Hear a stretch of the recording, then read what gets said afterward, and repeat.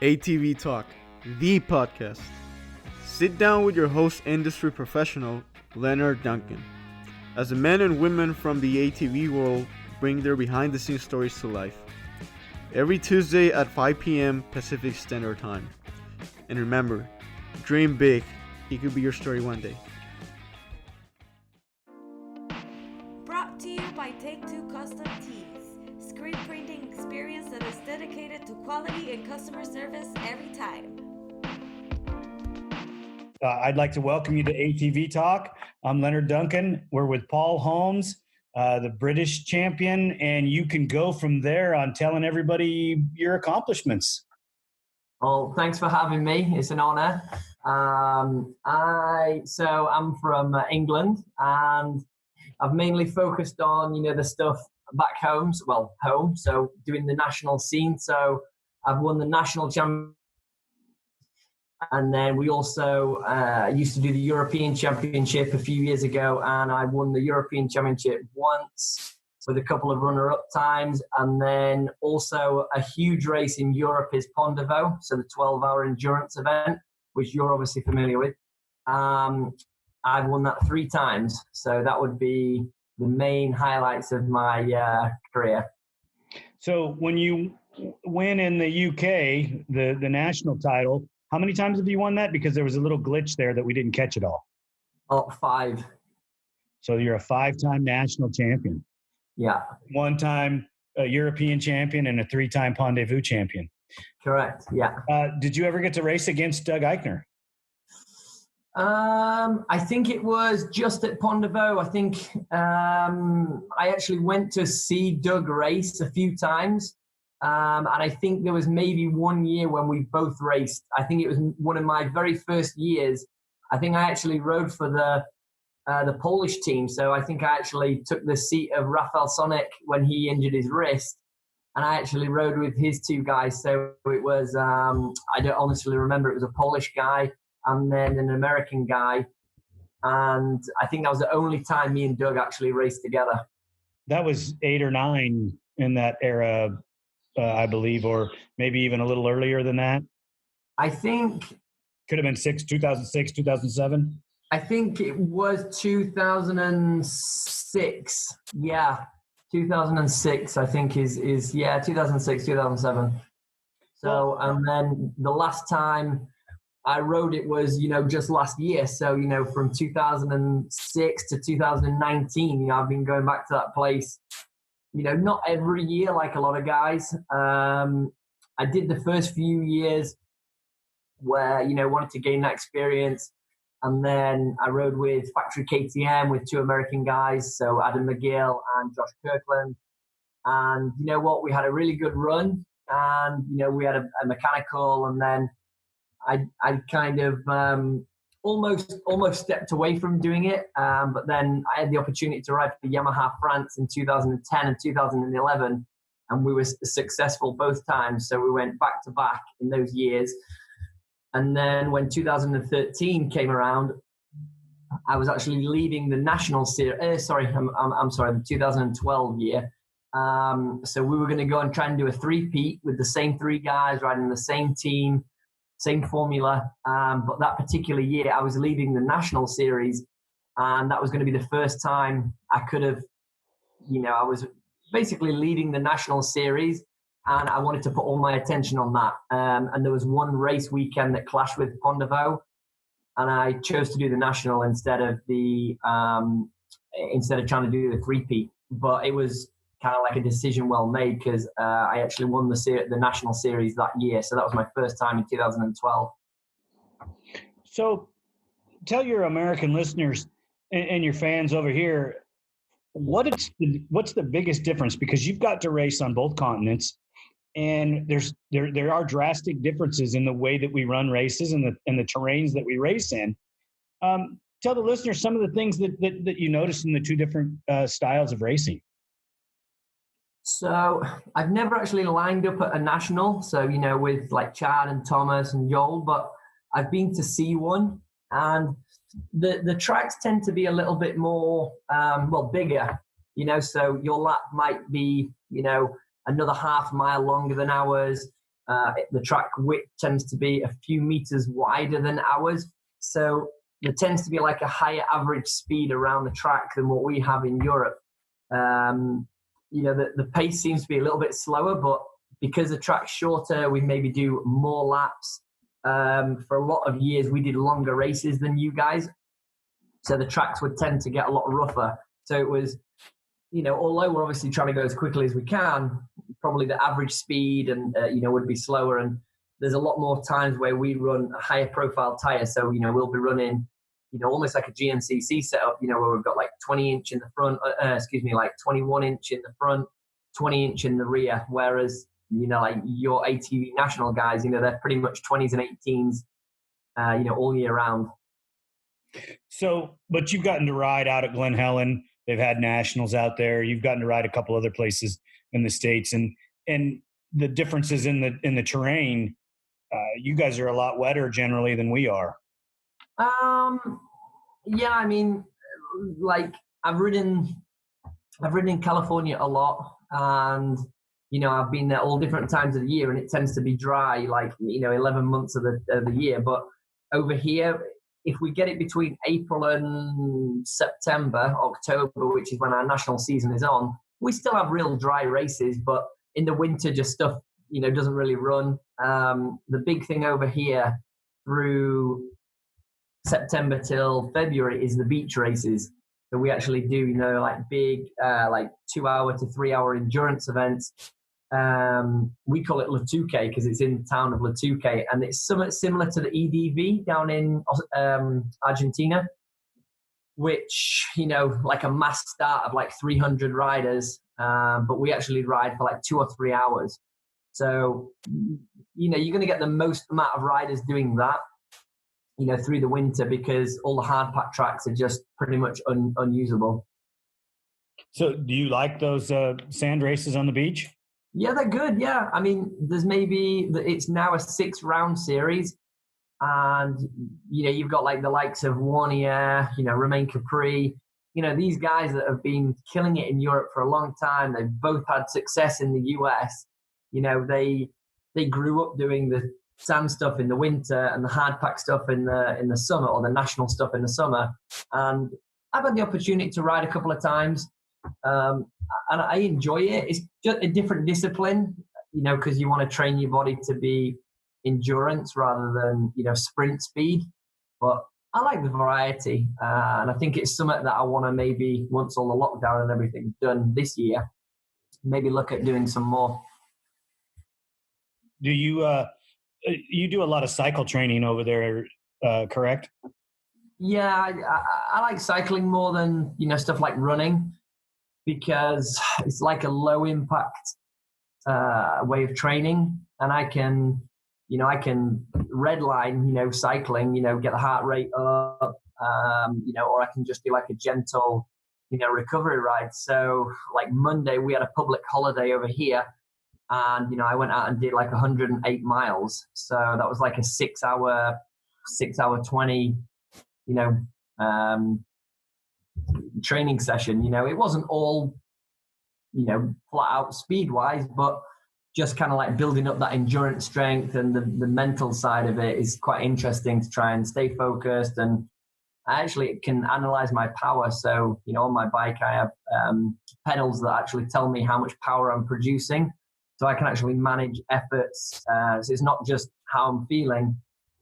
I can actually know how much power I'm producing, what's my average power, and structure training like that. And then, today it was real nice out. So me and a couple of friends met up, and we went and did like 67 miles today, so that would be kind of like an average ride for me. That's pretty neat. The technology is pretty amazing. Yeah, it's pretty cool. I mean, a few years ago when I started, it was always, you want to get back and you want to have your average speed, good. You want to come back, and if you're on an 18 mile an hour average, you're trying to get home on an 18 and a half mile an hour average, because you feel like that's how good you are. That's like your speed. But the more I've learned about cycling and, trained with a lot of really good guys, like I've been and done like training camps in Spain with some like Team GB riders, like youth riders. And, it's all about power. So it doesn't matter if it's windy. It doesn't matter if you're going uphill, downhill. power is, the wattage is something that's, you can compare it from day to day. I can go out on a really still day, and if I'm producing 250 watts, it's relative to the next day when, even if there wasn't any wind, if I'm still producing that 250 watts, I know I'm in, good form. Or if I go out and my average wattage is, way lower, I know I'm, lagging, or I'm fatigued, or I need rest, or, stuff like that. So it's just another way of monitoring fitness and training, instead of just, looking at heart rate or your speed. Well, let's go back in time a little bit. How did Paul Holmes get introduced to ATV racing? Dad, definitely.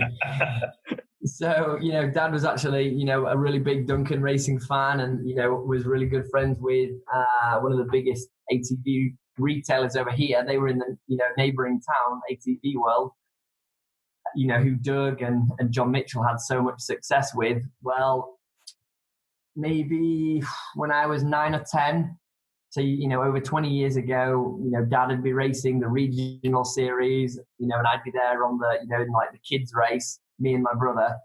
And then, Dad did the regional stuff. He did, some of the beach races as well in England. He never ventured much to do, the beach races in France. However, he did do the Pont de Vaux a few times. So, I was there as a kid looking at the guys, winning Pont de Vaux, and, my dad even finished 8th one year.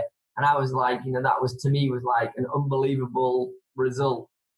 And he was in his 40s, when he was racing. So it was very different to what I did, but it was definitely him that got me interested in it. And then, we did MX bikes for a little bit, but mainly just like seeing Dad race and having quads as kids and stuff was how I ended up doing it.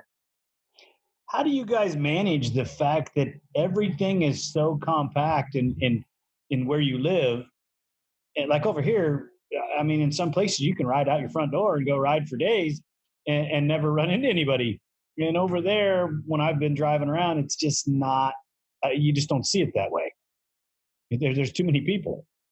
It's definitely tricky. I mean, I'm quite lucky. The farm we grew up on, or I grew up on, we've got, and I know it doesn't sound a lot, but like we've got 10 acres of land.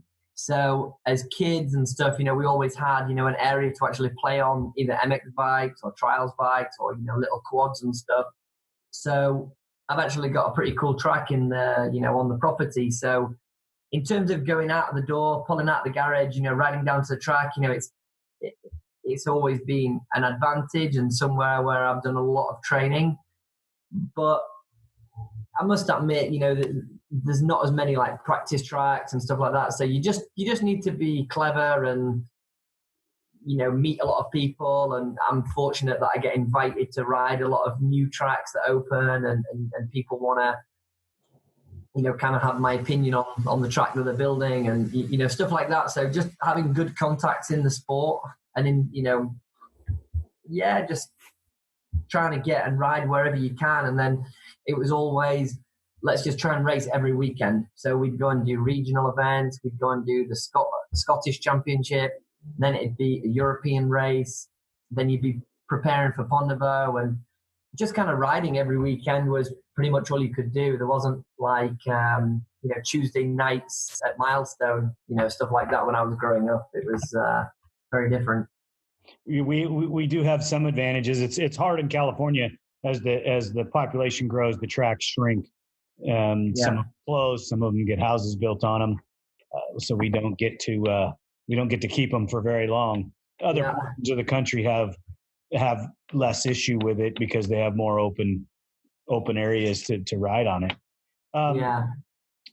So who are some of your fiercest competitors over there in the UK?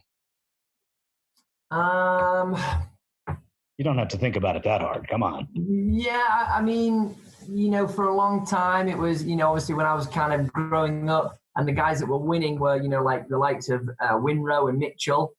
So they were the guys who, they were at the top of the tree when, they were lapping me when I started doing the nationals. And then, it took me until 2009, I started to win races. And then 2012, I won the national title. But in more years, it'd be like, so Harry Walker, he's a Duncan guy. There's Leon Rogers. I'm just trying to think. There was Callaway, Carl Bunce. There was Justin Reed. Wow. My mind's going blank. But it was put you on the spot, huh?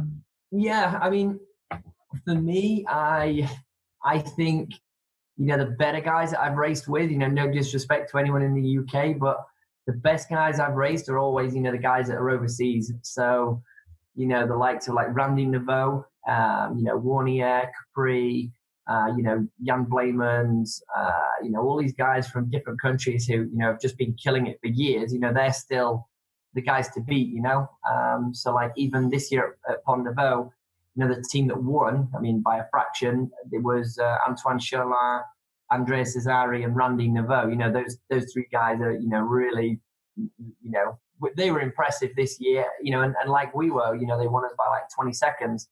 But, you guys like that and Warnier, even when I'm not on his team, obviously he's a guy that I'm trying to, go out and beat at the races. But yeah, I got to watch Warnier. I got to watch Warnier race over here in the States, and he is quite impressive. He is not afraid to put a wheel in anywhere. Yeah. And it just no fear is one of the things that I got from the guy. I can't believe he could ride a Can-Am that fast, that hard for that long. Yeah. And you know what? He actually, he rode for Yamaha for a few years, and now he actually chose to do Le Touquet. So that's the biggest beach race we do. That's got the most prestige, the biggest prize money, the biggest entry, everything. And he actually chose to do it on a Can-Am chassis with a CRF dirt bike engine inside it. He's got that Can-Am set up real nice for the sand. He likes it. I guess it's lightweight. He's got a real good back end in it, real good front end in it, a really good balance. But he put the CRF dirt bike engine in it to get the power. You guys do a lot of that hybrid stuff over there where it's not illegal to run them. Over here, you have to run in an open class or a pro-am of something that allows the hybrid in Works and in some of the other events. You're not allowed to run a hybrid. You can only run a factory machine. Yeah, that's right. Over here, we kind of gone through phases. So, looking at 2011, I, got off the KTM because KTM stopped manufacturing the bike. And, we went down the route of the hybrid. So we ran a full Lagers chassis, T-pin Lagers chassis with the dirt bike engine, the reverse cylinder dirt bike engine in it. And it was great. That took me to my first couple of, national championships. We had a lot of success on that bike, but it was just expensive to build, tough to keep up on the maintenance, and just hard to source parts for because there were so many bespoke items on the bike that, sometimes you were the only guy in the paddock with that particular part. So you can't just share parts with the guy next door. So we actually then, reverted back to using the YZ 450R, and now we've got really good power out of it. It's like, well, we don't really need to run the hybrid. But there's still a lot of guys, running the hybrid stuff, and especially in these sand races because you do need the power, that we're pulling like 23-inch tires front and rear. And, some of the straights, there's like the main straight might be, close to a mile in length. So if you can win 10, 15 seconds on the guy every time going up the mile straight, it's actually tough to beat them. But in my eyes, I'm like super happy with the YZ 450R now. Even though I get like zero backing from Yamaha, that's still the bike I choose to use, and I don't bother with the hybrid thing anymore. Are the factories doing anything for anybody over there? Not in the UK. It hasn't. It's been like that for a few years now. I think in France, there's maybe a couple of guys getting some support, but I know, a lot of the time Yamaha want you to run the decals, and then if you win while running the decal, they'll give you a bonus. But right. you can run their stuff all year long, not win and you're going to get 0. So in my opinion, I would rather, show off and kind of like, spread the word of, all the people that do help me, so I would rather their names, take high priority of placement on the graphics and on the clothing and all stuff like that, because they're the guys that have actually helped me get to that race, when Yamaha just want to, take the, cherry off the top of the cake when you actually win, and then they can say, oh yeah, that's one of our guys. So, I mean, it's tough because I think only, Yamaha will help probably just a couple of guys in the States too, right? Right. That's about it. Yeah. Most of them are back east. The West Coast don't get too much help at all. Yeah. And, I don't know if it's fan based or numbers based. The numbers seem to be picking up here in the West Coast a little bit. We'll see how it goes in the future. Yeah. It's kind of tough. I think the last time the factories came through, they made it a little tougher on the independents to work with some of the riders. They all seem to be thinking that they deserve more than they should get. Right. We deserve money, we deserve product. Well, not all the independents can afford to give you money or product. Sometimes they can barely get you the product. Yeah. Yeah. It is a business. Yeah. And it's real tough. I've been fortunate to have a lot of good help and for a long time, and a lot of the people that have supported me, it's like, you don't even need to discuss kind of the sponsorship thing at the end of the year. It's like, well, if you were happy with me and I'm happy with you, let's just let this thing keep rolling and you've got the same kind of support package. But yeah, I mean, it doesn't matter how much support you've got, you've just got to appreciate probably every bit of help you're getting, and hopefully, one day, you'll get another good deal and it'll help, the years where you didn't get as much, but it's it's tricky. I think it's tricky everywhere. Do you offset some of your travel expenses and race expenses with riding classes or things like that? Training other riders, helping them, some of the younger guys, maybe. Yeah, I mean, so with me having the track at the house, I'll also do bike setup for people. So not just rider training, where people pay me to train them for the day, and obviously I can kind of save that money and kind of keep that money in a pot that will help me go racing. But I'll also do bike setup. So certain guys struggle to even get the caster camber and toe in and ride height and get the shock set correctly, and just these adjustments that I've had to do myself for the last 5, 6, 7, 8, 9 years, whatever. A lot of guys, still struggle with that. So, they can bring the bike to me. Sometimes I'm spending 2/3 of the day in the garage, adjusting this, and get it good on the stand, as it were, and on the garage floor, making sure everything's, even and set and nice ride height. And then, then we hit the track, and a lot of guys are saying it's a huge transformation of the bike. So, earning money like that definitely helps for the racing. And then I'll host a handful of group rider training events per year. And again, if I can make any money out of it, it just goes straight back into, helping me get to the races or help me train, get to the practice track and train to actually, eventually then get to the race. So you kind of keep it all in that pot, as it were. What do you do for a living to feed yourself and to have a regular life? So, yeah, I mean, a lot of people do think all I do is ATV racing because, social media and stuff like that, all they see is, the fun stuff, the cool stuff. But the reality is, when I turned 19, I'd left college, I'd got my qualification in, graphic design and I wanted to do something with that. So I actually started working for a signage company, very unglamorous signage company in the local town. And, we do signage and vehicle graphics, advertisement, brochure designs, this kind of thing. It was a very small company and the boss was very supportive. So, if I said to him, I need to have Thursday, Friday off work to go to Portugal or whatever, he'd be saying, "Oh, well, whereabouts?" And he'd Google it and get me the weather report, and he used to kind of like pat me on the back, when I'd come back with a trophy and stuff, and just a really cool guy. So I actually started that when I was 19. So I'm 32 now. So like 12 years I did working for this guy. And then unfortunately he actually passed away last year. So my colleague and I actually bought the business, and kind of like, we're in the same unit, got the same customer base. We just rebranded and, doing it independently because, it was part of a franchise. So, now I'm actually running the place. It's a little bit different, and sometimes it requires a little bit more hours, and I'm probably not taking as much time off, but it's been going really good. And in fact, on the 1st of June will be our first full year of trading, which is quite exciting. That's awesome. How has the lockdown affected you guys and your business?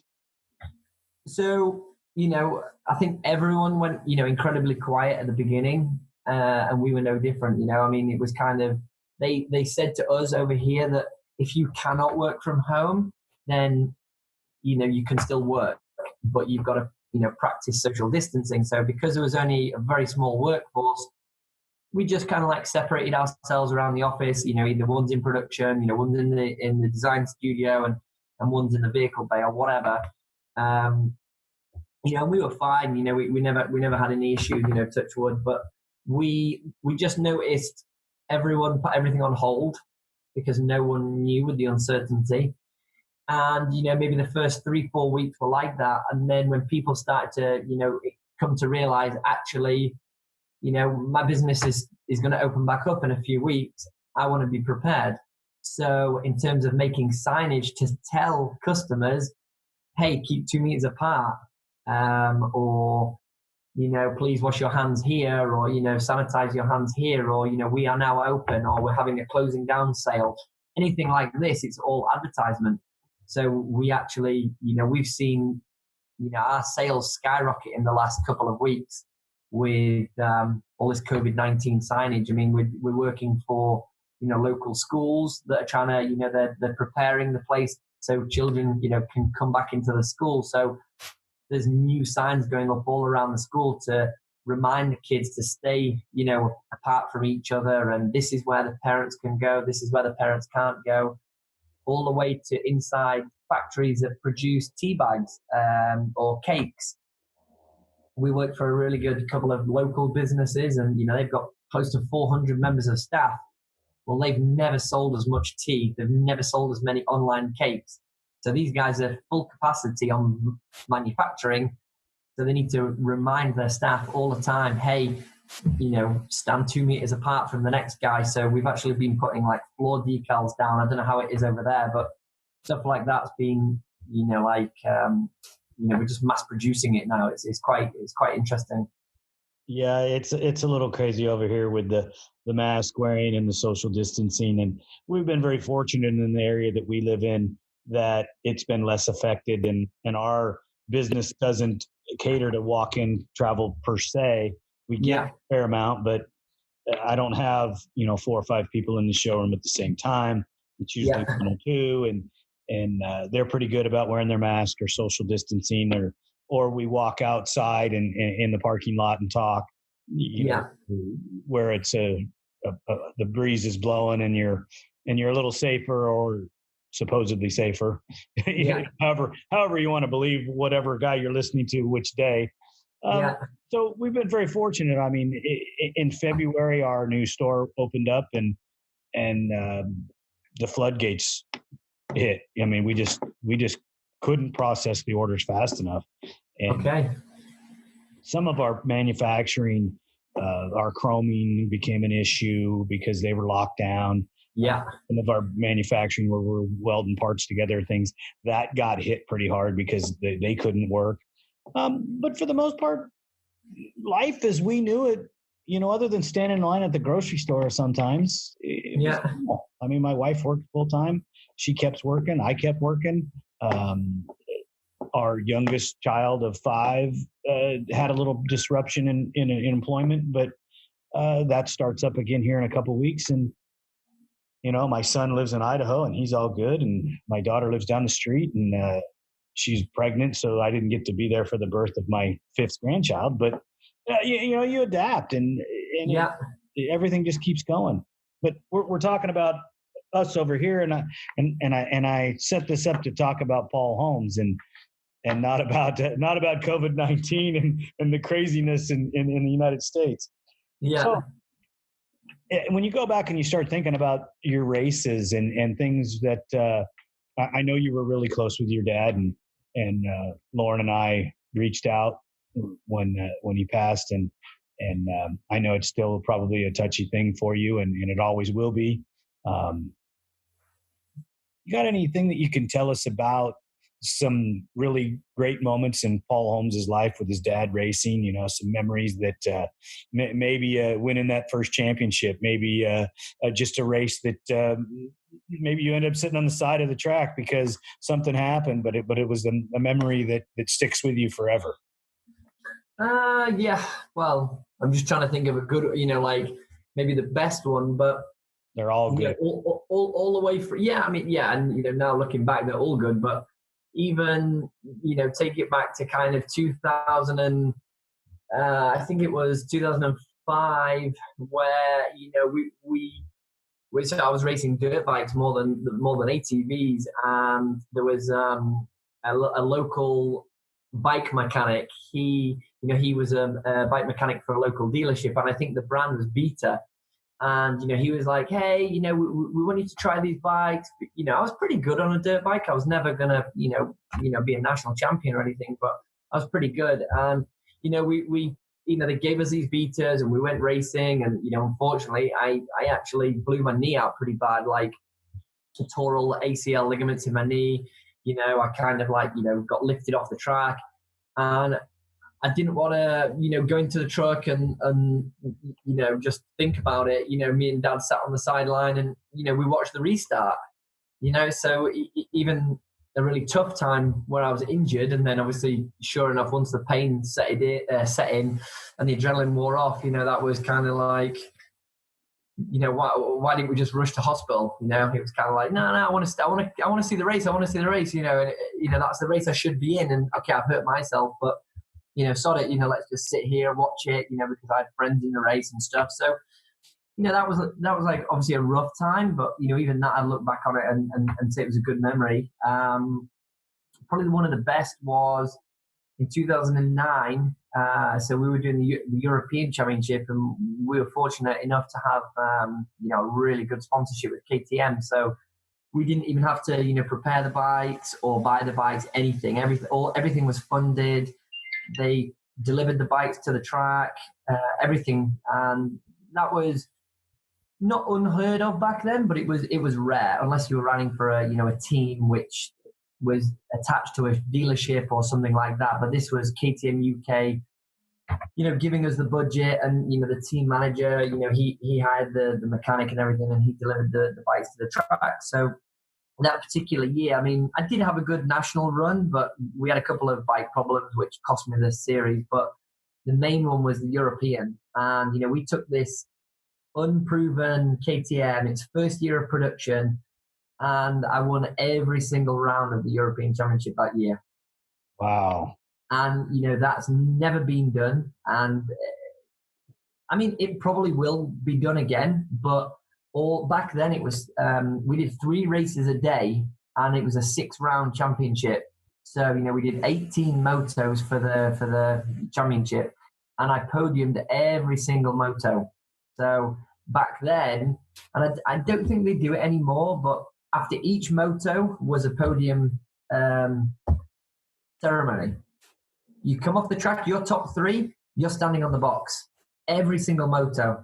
It was it was strange, but it was just the way they did it. We were racing in Poland, Latvia, Germany, everywhere. And you finished the race in the top 3, you stood on the box for that particular moto. It was cool. And you were on the box every moto. Every moto. They made like a big thing, about each moto. And I think there was maybe one round where we didn't do it, but it was just some of these countries like Poland and places, I'm sure we did it, and it was every moto. And I actually stepped on the box every single race out of the 18. So my worst result was a third, and I had one of them. So everything else was either a win or a second, and I won every overall. So that to me, obviously, Dad wasn't preparing the bikes anymore. All Dad was doing was, we were traveling to the track together, with Mum or, a friend or whatever. So we'd travel there, it was cool because, we didn't have to stress about preparing the quad or wash the quad or nothing. Dad just helped me. We'd walk the track together, whatever. And we saw a full year of success. And I had such a good run that I actually won the championship with a full round to go. So that was 3 motos left, but, I still won it. And, I've got a really good picture of my dad, with his, like number 1 shirt on and stuff like that he got straight out of his backpack. And, he had his shirt on and, like you see the top guys have, and they might have the whole team wearing the same T-shirt. Well, back then it was a very small effort, but, Dad had his T-shirt on and we'd done it, we'd won it, and we did it in style too. We did it in a really good way. So, and then maybe another top memory would be the first national championship that I won. So, Dad just raced regionally. So to see his kid win nationally, and we were preparing the bikes at this time. We were building the late grids. It was, our development. It was our the way we wanted to do it, using the tires we wanted to use, using this and basically building our like dream bike that was going to go out and help me win the nationals. And that's what everyone does, Some people can't do that if they're in a tie-in with a sponsor, but we did it our way. And then, we won back-to-back national championships, which was pretty cool. So yeah, they'd be the highlights. The first national championship win, the first European championship win, and then even getting injured, but we'd always go to the races together. He wouldn't necessarily come to all my overseas races, but everything this side of the pond, he was there. Yeah.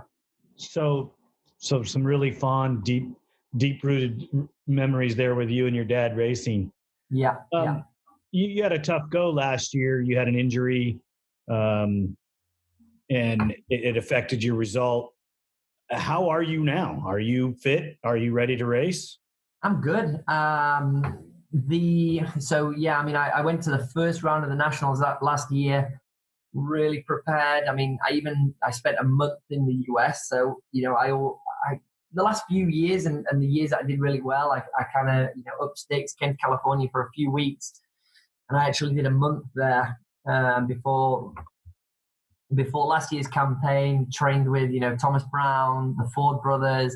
We went to town on the preparation. It was, I went in really good. We won the opening round, pretty dominantly. I went 3-1-1, and we were in a good place. Felt confident. The bikes were really good. Super happy with the little improvement we made on the year before. And then I went to round 2, and a guy hit me in a corner. And that was it, upside down, I think I even landed in a tree or something, somewhere. It all happened a bit fast. And, I sustained a big injury to my lower back and my leg.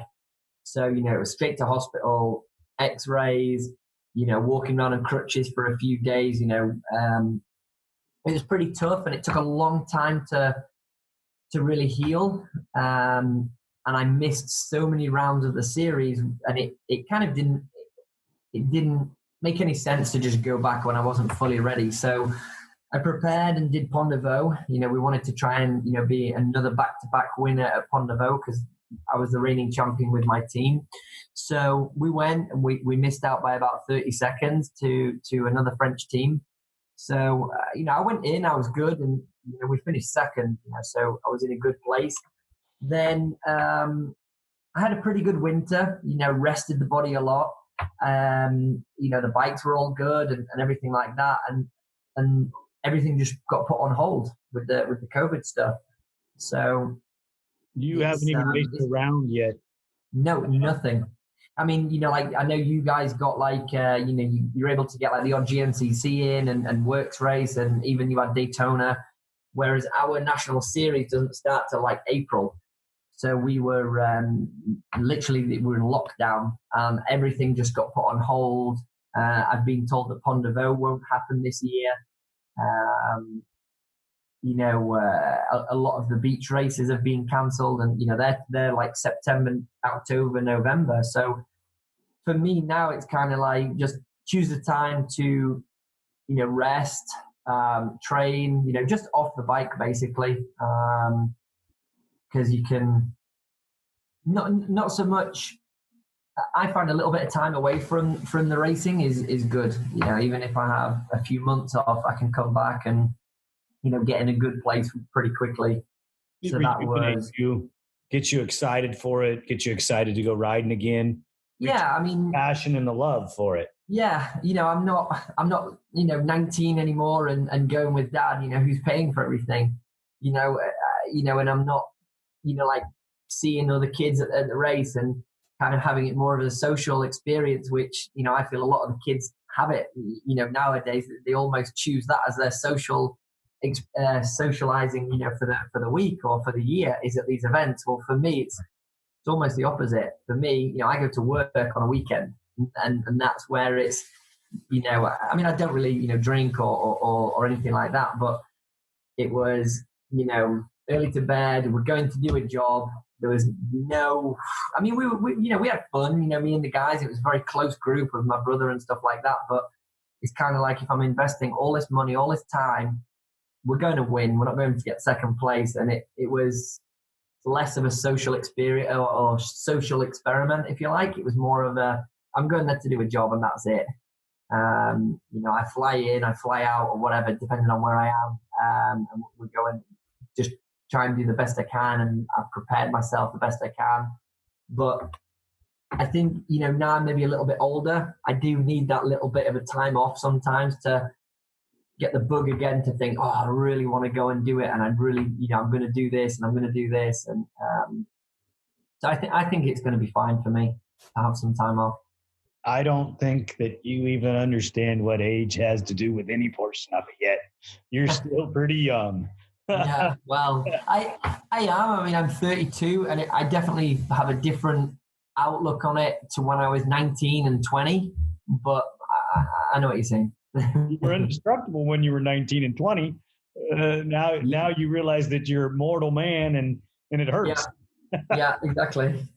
I've been traveling to the races for a long time, and I wouldn't have done it for all the years that I did if I didn't love it. And I've been a little away some this year due to family issues, but if I get the opportunity to go back, I'll probably really, really enjoy it.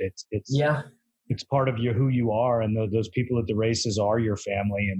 And I have some really good friends there, and I miss them, and it is what it is. But yeah, I get what you're talking about, rejuvenation, and being in my 50s, it's not as easy to get up and work those days at the race, because I never did it. I never did it as a hobby. I always did it. It's my job. This is what I'm here for. Yeah. I'm here to provide a service for an individual or multiple individuals, and you just have to be on your game. It's kind of like being at the shop all week. You don't get to let down. You don't get to sit down and not tighten that bolt or look at that axle carrier, because this is what you're here for. Yeah. Make sure to do your best always, and sometimes your best wasn't good enough because you still have mistakes or things still happen. Yeah. No, it is, and it's interesting, and I think even if stuff does start back up in the UK, I'll kind of assess each event that's going to go ahead, and I'm never going to go to something if I'm not 100% prepared. I mean, I did hurt myself before Pont de Vaux, so even though I had some time off the nationals and I was focused on Pont de Vaux, I got hurt just before Pont de Vaux. So I wasn't 100%, but I still went and did it. And I think I'm just going to pick and choose what I want to do in the next, 6 months of this year, and, really, just go and do something if I'm going to really enjoy it. And if I am 100% ready for it, and then, and just take a rethink and see what I want to do next year. I mean, I'm not tied into anything or anything like that. I don't have any sponsors that are kind of, asking questions on what I'm going to do, where I'm going to be. They're all pretty good, and they trust my judgment on what events I want to do, and I'll update them, once I know a little bit more about what's open and what's available for me to do. You're probably going to use it more of a testing training year and come back next year full bore, ready to rock and roll, huh? Yeah, I think so. I think that's the way it's going to go. I mean, I honestly don't know what's going to even happen this year, here, because I know even the Supercross over in the States is starting up tomorrow, which to me, we're so far away from doing stuff like that here that I honestly don't see anything happening until, August, September. So it's kind of, just go and ride and enjoy riding, and then, especially in the summer, it is pleasurable. Whereas sometimes in the winter, it can suck, you've got to go and put that time in and it's cold and stuff. But I think, there's a few parts on the bikes that I want to try, and I've got some new stuff, which I'm really excited to test and try. And, some of my sponsors have got like new things that are coming out, that we're going to make announcements on a few bits and pieces. And I'm still excited about that stuff. And I feel that, if I can make the quads 10% better than last year, or even 5% better, then it's going to put me in an even better position, because, my body's in a good place right now, and fitness is good, and mentally I'm there. So I think I can have success, once everything starts to open back up again. It's just kind of when. Bringing up the mental portion of it is huge, because if you're mentally not there, if you're mentally tired, it drastically affects. You can be in the greatest physical shape of your life and mentally be tired and not be able to perform at your highest level. I think so much of racing or motorsports of any kind, or any athletics, is mental. If you don't have the mental aspect down, you're in trouble. Yeah.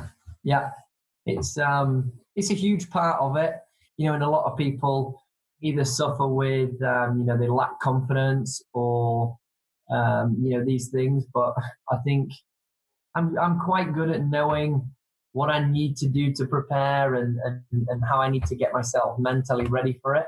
So even if that means I need to put in a certain amount of cycling, or I need to put in a certain amount of hours doing this, or I need to do a certain amount of, time sessions on the track, I've tried this, and I'm fortunate to pretty much know when I'm in a good place and what I need to do to feel like I'm in a good place. And then I can line up and feel like, I'm the only guy that's going to win this race. So I think it is a huge part of it. And I try and help riders with that too, but it's something everyone just kind of, figures out in their own time, I guess.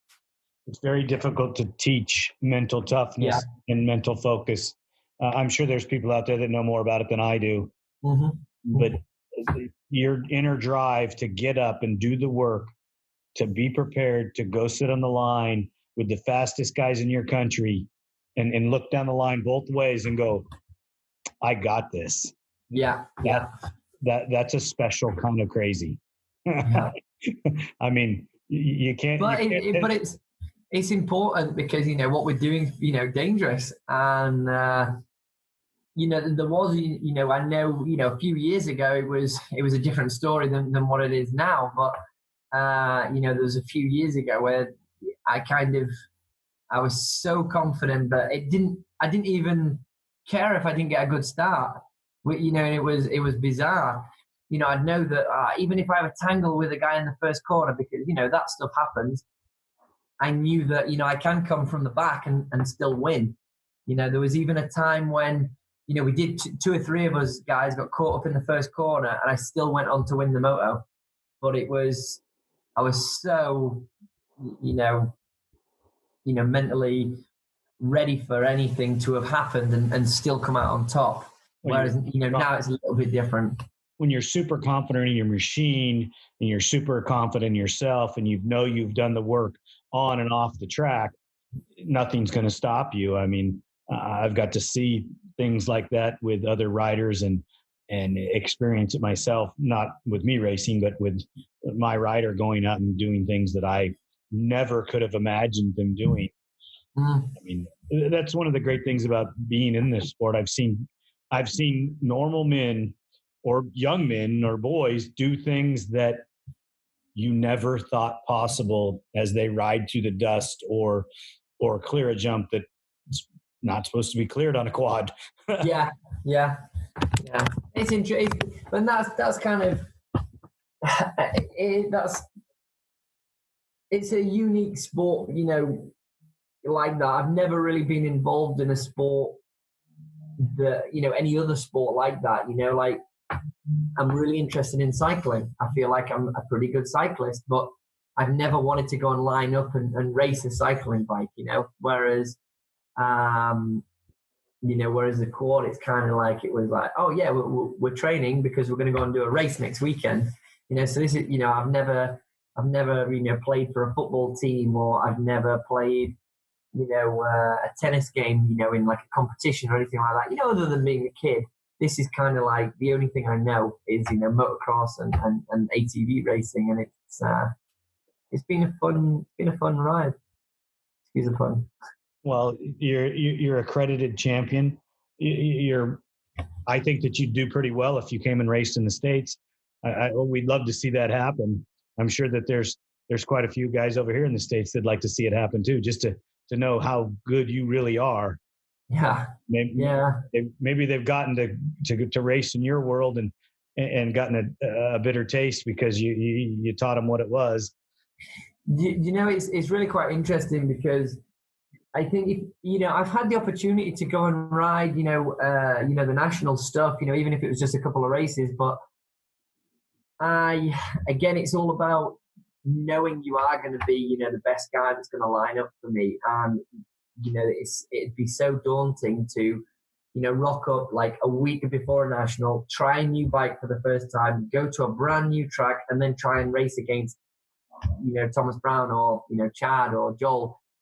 I think just mentally it'd be so difficult to overcome. Whereas, a few years, rewind the clock a few years, and I was lining up at Pont Neuf, and, I raced against Thomas. So back in 2010, 2011, when we actually won the race, Thomas was pitting a few rows up from me. And I'm like a huge fan of his, and it didn't care what I'd done in Europe. I'm still a huge fan of what Thomas is doing because, Thomas back then was still one of the top 4 guys. I can't remember exactly where he was finishing, but, and then, we were like racing each other on the track, and he was on a new bike. I was on, not exactly my bike, and then fast forward 5 or 6 years, and I actually went up to his pits in Daytona. I'm like, hey, Thomas, I don't know if you remember me. He's like, heck yeah, you passed me at Pont Neuf, and we had this, we both remembered the exact time and the exact place where, we were probably going back and forward at the racetrack. And it's interesting, and he'll remember that probably forever. And, I certainly will. And then, what I'm trying to think, 2017, me and Chad went head to head at Pont Neuf. So these races like Pont Neuf are the only time where I've actually had an opportunity to, just straight up go and race these guys. And, I held my own. I mean, they're probably still better, but I don't think I'm too bad. I think that in an environment that is neither his nor yours is a great measuring stick to see how good you guys are. And Pont Neuf is a hard judge because there's so many variables. The way your team's set up, if your teammates have faltered or if there's been something else go on that you can't control, tire wear, bad pit stops, whatever the case may be, being that, I have quite a history over there myself. I love that place. It's probably one of I said this when I was talking to Danny Prather a few episodes ago, the 2 greatest races I've ever raced, Vegas to Reno and Pont Neuf. Yeah. It's a really unique race, and I think just because I used to go there as a kid and watch Dad race, it's always had a real fond memory. So, we've got a trophy. Obviously I've got a few trophies, in the living room and stuff, and I've actually got Dad's trophy from Pont de Vaux, and and mine sat right next to it, kind of thing. And it's really that's unique. Not many people have can say they've done that, and it's always been interesting. Like, I've probably raced against way more people at stuff like Pont de Vaux, because it enables people to come over and just all race at the same track and stuff. I mean, in fact, I did race against Joel, I think back in 2010, 2011. And then we actually teamed up together so it was me, Adam McGill, and Joel. Two of my favorite riders ever, I actually got to team up with. And out of all three of us, I was the double champion, two-time champion. But to me, they were the best two guys in the team. I wasn't, they were. And, we all went out and we put on a good show, but the bike let us down, unfortunately. But it was just riding with them. Okay, yeah, we want to go and win, but that experience and the friendship made and stuff will last forever. That's why you're the man you are, because when you take, in my opinion, guys that aren't champions in that world, and you are, and you're telling me that they're the faster guys, or they're maybe the better guys. That's why I think so highly of you, and that's why I think so many of your fans think so highly of you, because when you displace yourself and become a fan, and you're the guy, you're the champion, you're the former champion, and you're you're stepping back to these other gentlemen that are maybe a first or a second time guy there, maybe never won it before, and looking at their greatness. And that's pretty awesome. I know what it is to be a fan of ATV racing, and I'm in awe of the racers that I've raced with, the racers that came before me, and the racers that I get to watch today.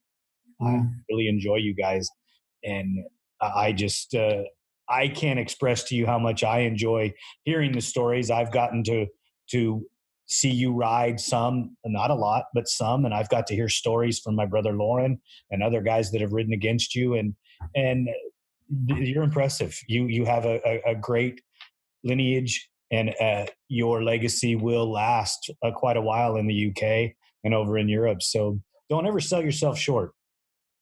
No, it's not so much that. It's when you're all riding the same bit of equipment, and don't get me wrong, that particular year, I felt honored to be have those guys on the team, but it was I don't know, maybe just that kind of, we were all riding it. They might have felt more comfy on the bike, or maybe the handlebar positioning was more suited to one of the other guys, and I was just kind of like, let's just run it how you want to run it. And then like our lap times, they were beating my average lap time, by, a second or two. So to me, they were the better guy, on that bike, on that track. And, and they are the better guy, because they, in terms of, that's their career. I've done pretty good about, working at, a regular 9 to 5, if you want to call it that. Whereas they've kind of like been able to do it as a full-time career, the racing. It was still fun to race with them, but yeah, of course, I held them, on a bit of a mantle. But then we were still, like messing around and stuff, in the pits. But we were there to do a job, and we did pretty good. But the bike let us down, and I'd like to do it all over again with those guys. It's fun. It's a lot of fun. It's a lot of hard work to get the logistics all taken care of, to get everybody together. We do have a mutual friend that speaks pretty highly of you, Raphael Sonic. You've done some training with him and helped him in his riding and got him to a higher level in his form of racing, which is endurance. And the endurance stuff. Yeah. Yeah, the first time I met Raphael was so it was through ATV World, and when I rode Pont de Vaux for the first time, I think it was, a recommendation from a friend, and I was a fill-in because he broke his wrist, so I was a fill-in rider. And it was great to be able to jump in there and help these guys out, because it's a tough race to do with two. So, I filled in and, I was that third guy, but, I held my own even though I was maybe like 16. And then I remember Rafael came over to one of the regional races. So it wasn't even a national. He came over to one of the regionals with one of his Polish riders. And I guess they were doing a bit of training over here, and they just wanted to, do as many races as they could and travel around doing some, before the Polish season started. And I remember, them being quite, impressed with, what we were doing and the pace we had, because he might have been the fastest guy in Poland at the time. He came over here and he was like, wow, he had his eyes opened, by, me and a few of the top regional guys that showed up that day. But it was, it's a lot of fun. And, I saw Rafael, at the Dakar. I've had the opportunity to go and work at the Dakar helping riders. I've never actually done it myself, but I've been and helped riders and helped, get riders, physically ready, and then, try and get them mentally ready and stuff like that, using my experiences. Yeah, I've got to go a few times, and I got to go with Rafael on the first year, and oh, buddy, was that an experience all in its own. Yeah. I mean, they, Rafael, so you're in the bivouac, and, they had, their way of doing it, I mean, we were riding for, well, my guy was riding for a smaller team, and it was like, as soon as that session was done, bam, hotel. Whereas Rafael chose to sleep in the bivouac, the mechanic would prepare the bike outside his truck. Whereas, when I was there, my guy was like, nah, I want to go to the hotel. So it was a little bit different, but I probably spent more time in the bivouac than my rider did, because I wanted to be there. I wanted to be with the quad. I wanted to be helping get it ready for the next day. Or, I used to go to I can't remember what they call them now, but basically the meeting where you discuss the next day. So the format, collect the road book. I was the guy that stayed at the bivouac, did all that stuff. I'd sleep in a tent at the bivouac sometimes, or even on the front seat of the car, whatever. Whereas the rider kind of, wanted to be away from the bivouac, have a better night's sleep and sleep in a hotel. It was, but I obviously got to live that side of it too. I did sleep in a hotel a few nights, but that is one heck of an experience. No matter which way you do it, that's a crazy race. I've slept on the dirt next to the quad. I've slept, on the ledge of one of the man trucks, because you didn't want to sleep on the dirt wherever you were at in that specific where the sides fold down and you collect all the tools and stuff. Yeah, I slept on there too. Yeah, and you just make do, and if you don't go and get in that shower as soon as you get to the bivouac, if you're not in line to take a shower, if you wait 4 or 5 hours, it's not a very pleasant experience. So you may not get a shower that day. Yeah, it's not even worth it. No, there's just, oh my gosh. You figure it out in a big hurry. I didn't figure out some of this stuff till my second time around. Okay. My first year, I think I went the first 9 days before I got a shower. Wow. Yeah, it was horrible, and because we were learning, and we had a French team build the bike, or the French guys built the bike and brought it over there to Argentina. And I fly in, the parts didn't show up until the night before the race. So we didn't have time to test anything. We didn't have time to prep anything. We went to a warehouse out in the middle of nowhere to pick up our tires, and then come to find out, didn't have enough truck space to haul it all. Wow. Yeah, it was kind of a crazy thing. It was a lot of fun, and I obviously went back 2 more times, once with Rafael, once with another rider. And I'd go back in a heartbeat. It's an experience that you can't express enough to somebody until they get to live it, what it is. Yeah. It's just, I mean, I worked for Mohammed Abu Isa, and we became friends when he was over in England studying, because he chose to do all his university studies in the UK, and we became friends, and he wanted to go and do some training, so he came and trained at my house. We went to France together, and we went training there. Then once his degree was done, he asked me to go over to Qatar to kind of help him prepare for his national series over there. And obviously I took the opportunity, with two hands, packed the bag, flew over there, and it was a great experience. And then when he signed up to do the Dakar, he was like, right, we're going to Dakar in 4 or 5 months. I want you to, be here, help me prepare. So, up sticks, took a load of unpaid leave off work, but went and lived in Qatar and just lived with this guy every day. Right, we're up at 9 a.m. or 8 a.m. We're going to do the gym in the morning, and then we're going to cycle in the afternoon. You're going to sleep in an altitude tent on evenings.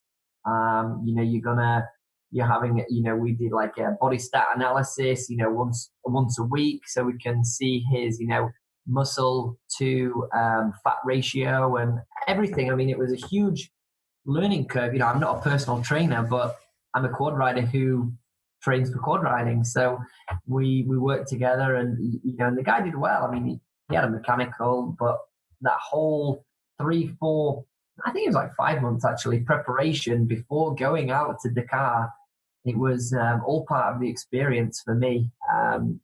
And learning, and then obviously living in the bivouac and this huge roller coaster, and you can only drive at 57 miles per hour in the car, between, stages, and it was just, pretty cool. Yeah, I think I got a stinged a couple times because I was speeding, not realizing, hey, what's that beeping noise? Yeah. Hey, slow down. Too late. Ding. There was a guy who, I'm not going to give the rider's name or the driver's name, but he was so funny. His son was racing, and he had his friends in one car, and they actually took the unit out of one car and then they put it in the other car. So this car had 2 of the little yellow boxes, right? And the dad would then sleep in an extra couple of hours, and he would haul ass, and basically they would have given him the location because they'd got there, so they didn't need to follow the route that the Dakar wanted, and he just hauled ass there, and he'd do these journeys in like an hour less than everyone. It was so funny. But he couldn't handle driving at like 50 miles per hour, and worried about it dinging. I mean, for those people who are listening that don't know what we're talking about, basically you have a GPS system inside the car. So all we were a support car, that's all it was. But to stop our cars from speeding, to obviously be safe, and when we're going through all these random little villages, to keep things safe, they limited our speed. So whatever this yellow box on the dashboard said was our speed, that was the speed you had to go. If you went 5 miles per hour more than what was on the yellow box for like 5 seconds, well, your guy was getting a penalty. And it was just one of the things that you had to do and to live. So yeah, anyone out there that's got the opportunity to go and do the Dakar, then 100% should do it. I mean, I complained a little bit about some of the things that went on, and after I got home and got to reflect on it, if you really think about the rules and the way they put it together and the why they do that, yeah, the liaison before or after, that's part of the race. If you have trouble and you're not prepared for it, you're the one that fails. That's part of the race. So don't complain about it. Prepare for it and move on, because that is what you're there for. That's what you signed up for. Yeah, I mean, some of the road liaisons to actually, leave the bivouac and get to the start line, they could be over 100 kilometers. It's nuts. Yeah, and it was, well, why didn't we have the bivouac closer to the start line? It doesn't matter. That's where the bivouac is. That's where the start line is. and you got to ride your ass from there to there at 40 miles per hour average, and that's it. And it's freezing cold, and get over it. Yep, and it's 4 a.m. But and that's your start time. If you don't make it to the start line in time, you're going to get another penalty. And it was definitely interesting for me. My ride, it wasn't his first time at the event, so I did learn a lot from him too. But just being another pair of hands on the quad, and he would give me his feedback on the quad from the day. We'd have a little bit of a debrief, and then he could then fly off to go and eat and go to the hotel or whatever, because that was what he wanted to do. And I would stay and spend hours with the mechanics. Okay, this is what I feel we should do, whether it's change gearing, change a shock position, or anything based on what we just did a debrief to try and make the quad as good as we can for the next day. For me, it was, okay, I'm not going to be the one changing an engine, but I am going to be the guy that's there saying, okay, we're going to just lower these tire pressures slightly because of X, Y, and Z. And that's why I was there, really. And yeah, I mean, when I was handed Rafael's job to be his mechanic in 2009, the resources were, I mean, he didn't even bring oil. Really? He didn't bring oil. He didn't bring air filters. I mean, I gave him a list, obviously, of everything that was supposed to be there. And when I got there and got to the truck, none of it was there. So I had 2 air filters for the whole 17-day race. Wow. So I was cleaning an air filter every day. Yeah. I had to go to ELF to get oil and contact cleaner and coolant every day. And I wasn't signed up for it. So the guy, giving me a couple quarts of oil and a bottle of a can of contact cleaner and a thing of coolant and just under the sly. And, I put the ELF decals on Rafael's bike, and he says, why are those there? And I go, because you forgot to get oil. Yeah. I have to go kiss that guy's butt to get oil. We're going to run his decal. Yeah. Yeah. Why was it just, was it like a packing issue? Like someone just forgot to pack it, or? Yeah, we'll get into that in a different conversation on a different day. Okay. Because that's not fair Rafael's not here to defend himself. Okay. Yeah, I mean, if you know Rafael, you know what I'm talking about. Yeah, no, it's one of those crazy races. I mean, we had a few issues, when we were there, and it did feel like not we were making a big deal out of the small things, but you did kind of question a few things that happened, and why can't we have done it like this? And you can always reflect on stuff, but at the end of the day, we were there, we were in this position, this was the bike, this was the setup, these were the tires we were using, whatever, you just have to make do, because the next day, unless you can source something differently on this roller coaster, that's what you've got, and that's what you've got to play with. But it was that was one of my highlights. Even though I wasn't on the quad, that was still one of my highlights of like living it, breathing it, training for it, working with riders and trying to figure things out on the fly. I do enjoy that, legitimately, whether it's day-to-day business or it's, okay, this has happened to the quad, let's try and fix it so the guy can get to the line. It was fun. It was a lot of fun.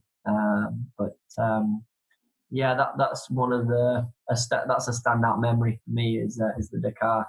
It's a shame we weren't there in the same year, but it's just one of those.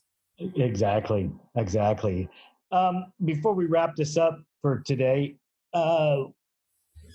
what's the future hold for Paul Holmes?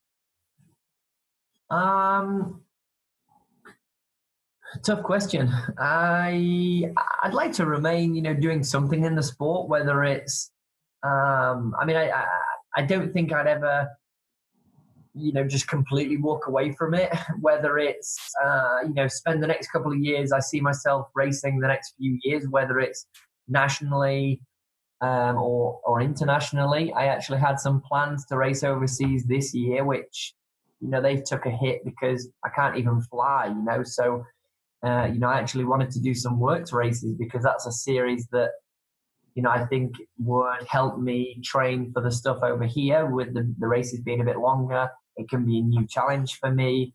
I've got some really good contacts, like yourself in US, which I want to, get involved and try something new, basically. So that was on the cards for this year. But this COVID thing definitely put a halt on it. So I think if we just almost hit a reset button for 2021, I think I'd like to do some races internationally, maybe pick out like Pont de Vaux, because that's such a unique event and we've had a lot of good success there. So, and I've got a really good relationship with the team. So I think, that could be doable. And then, racing, but picking and choosing things. I mean, I'm not sure what how the UK scene is going to look. But if the UK scene isn't what I want to be a part of, then I'll race. I'll race abroad. I'll race in France, or I'll race in the States, and maybe just not be able to do full series, but one-off events, and just pick them as things to experience and enjoy, and hopefully have some success in. I've got a garage full of parts. I've got 2 amazing ATVs that are just sat there waiting to go.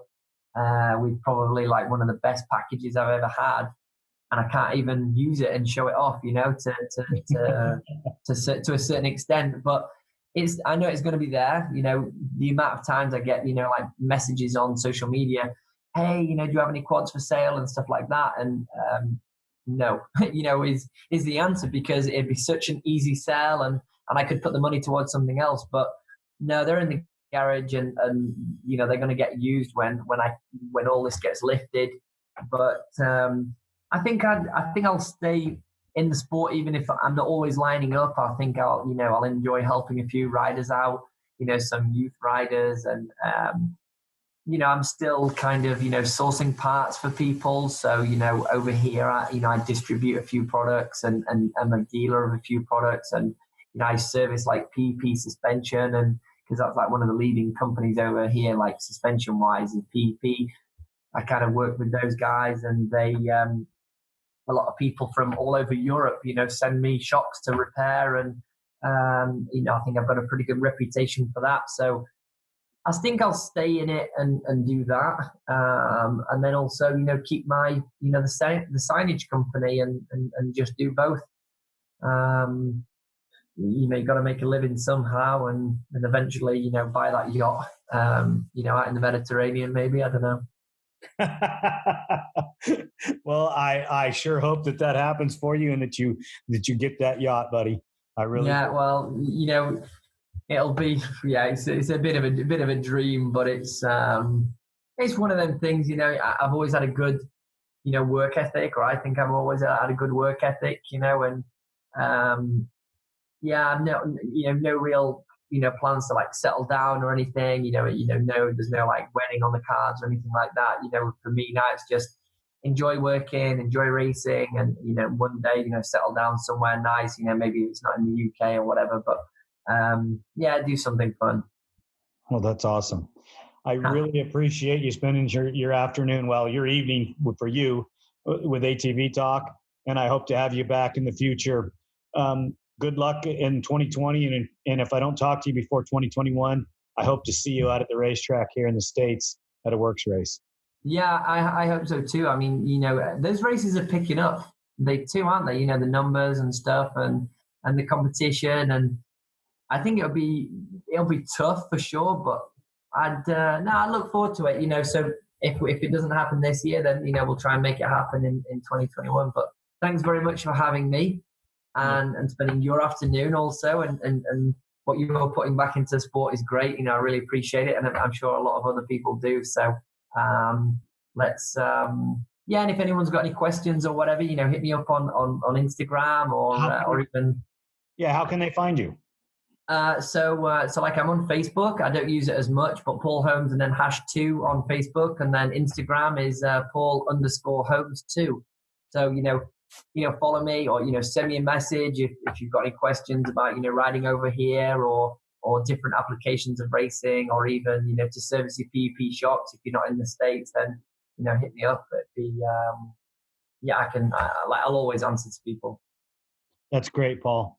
Thank you All again right, for thank coming you. on ATV Talk, and we'll talk soon in the future. Perfect. Thanks very much. Thank you. Have a great night, bud. Cheers. Thank you. All right. Bye-bye. The team here at ATV Talk would love your feedback. Please email us at hello@atvtalkpodcast.com. Duncan Technologies International. More than 33 years in the industry building racing programs and ATVs around the world. We build winners. Thank you for listening.